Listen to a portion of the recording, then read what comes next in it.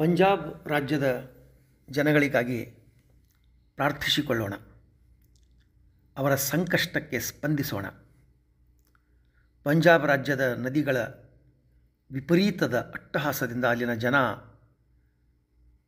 ಜಾನುವಾರುಗಳು ಬಳಲಿ ಹೋಗಿವೆ.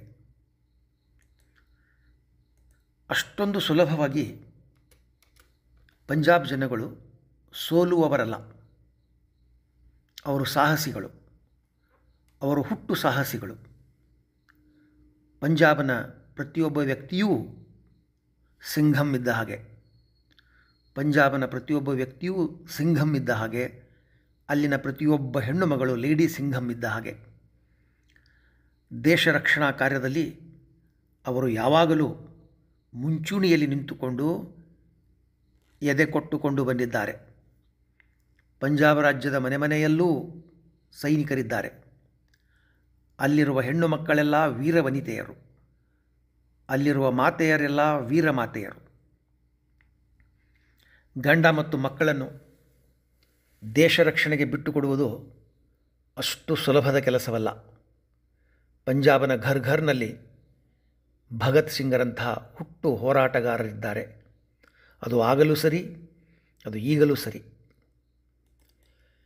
ಗೋಧಿ ಬೆಳೆಯುವುದರಲ್ಲಿ ಅವರು ದೇಶಕ್ಕೆ ಮೊದಲು, ಇಡೀ ಪ್ರಪಂಚಕ್ಕೇ ಸಾಕಾಗುವಷ್ಟು ಗೋಧಿ ಬೆಳೆದುಕೊಡುವ ತಾಕತ್ತು ಅವರಲ್ಲಿದೆ.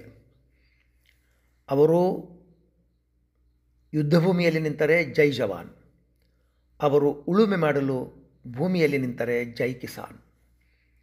ಅಮರನಾಥ್, ಚಾರ್ಧಾಮ್ ಕಿ ಯಾತ್ರಾ, ಕೈಲಾಸ್ ಪರ್ವತ್, ಮಾನಸ ಸರೋವರ ಮತ್ತು ಇನ್ನಿತರ ಉತ್ತರ ಭಾರತದ ಯಾವುದೇ ಯಾತ್ರೆಯಾದರೂ ಸರಿ, ಯಾತ್ರಾರ್ಥಿಗಳಿಗೆ ಕಾಲಕಾಲಕ್ಕೆ ಮತ್ತು ಸಕಾಲಕ್ಕೆ ಲಂಗರ್ಗಳ ಮೂಲಕ ಅನ್ನ ನೀರುಗಳನ್ನು ಕೊಡುವ ಅನ್ನದಾತರವರು. ದೇಶದಲ್ಲಿಯೇ ಆಗಲಿ ವಿದೇಶದಲ್ಲಿಯೇ ಆಗಲಿ ಯಾವುದೇ ಗುರುದ್ವಾರಕ್ಕೆ ನೀವು ಭೇಟಿ ಕೊಟ್ಟರೂ ಅವರು ನಿಮಗೆ ಭರ್ಪೇಟ್ ಊಟ ಮಾಡಿಸಿ ಕಳುಹಿಸುತ್ತಾರೆ.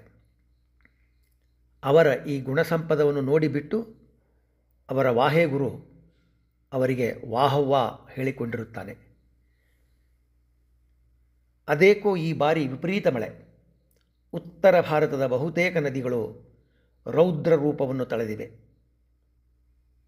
ಅವು ರುದ್ರತಾಂಡವದ ಹಾಗೆ ಜಲತಾಂಡವವಾಡುತ್ತಿವೆ. ಅವು ರುದ್ರತಾಂಡವದ ಹಾಗೆ ಜಲತಾಂಡವವಾಡುತ್ತಿವೆ. ಅವು ಶಕ್ತಿ ಪ್ರದರ್ಶನಕ್ಕೆ ಇಳಿದಂತಿದೆ. ಪಂಜಾಬ್ ರಾಜ್ಯಕ್ಕೆ ಬಂದೆರಗಿದ ವಿಪತ್ತು ಬೇಗನೆ ಶಮನವಾಗಲಿ. ಪಂಜಾಬ್ ರಾಜ್ಯದ ಜನಗಳ ಮುಖದ ಮೇಲೆ ಮತ್ತೆ ಮುಗುಳ್ನಗೆ ಚಿಗುರೊಡೆಯಲಿ. ಅವರ ಸಂಕಷ್ಟ ಪರಿಹಾರಕ್ಕಾಗಿ ನಾವೆಲ್ಲ ತನ್ನು ಮನ ಧನದಿಂದ ಅವರನ್ನು ಸಶಕ್ತಗೊಳಿಸುವ. ದೇವರೇ, ಪಂಜಾಬ್ ರಾಜ್ಯದ ಎಲ್ಲ ಸಂತ್ರಸ್ತರನ್ನು ಕಾಪಾಡು. ಅವರು ಬಹುಬೇಗನೆ ಈ ಸಂಕಷ್ಟ ಪರಿಸ್ಥಿತಿಯಿಂದ ಹೊರಬರುವಂತೆ ಮಾಡು. ಇದು ನಿನ್ನಲ್ಲಿ ನಮ್ಮೆಲ್ಲ ಕರ್ನಾಟಕ ರಾಜ್ಯದ ಜನಗಳ ಮನವಿ.